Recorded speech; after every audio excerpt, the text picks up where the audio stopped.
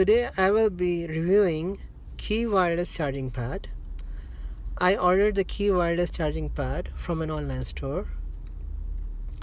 Today we will unbox and review it.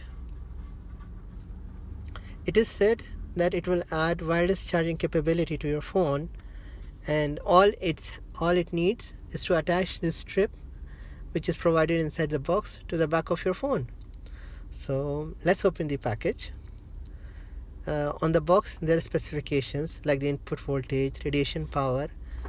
I believe input voltage is fine because most of the phones they operate at 5 volt.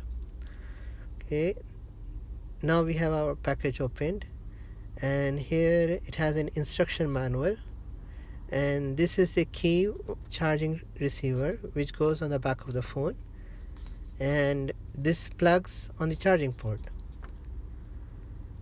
The idea is when you put your phone on the stand, it will start wireless charging.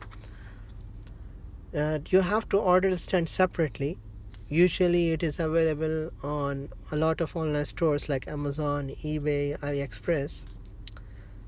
Okay, now what we are going to do is remove it from the plastic bag and install it on the device. I have an iPad with me, but you can use any of your Android phones or iPhone, like the previous models like the iPhone 7s or the generations before that which didn't had wireless charging. So right now I place the on the back side of the iPad. The shiny side is on the back and the coil you can see on the front. Let's put this on the charging pad, and here it starts charging. You can see the charging indicator on the top, and it shows the battery has started charging. Just to check it, let's remove it from the charging pad and see if it stops charging. And it did. So this piece of device, this small strip of coil, adds wireless charging to your phone, and it is very good. You should try it on your phone as well.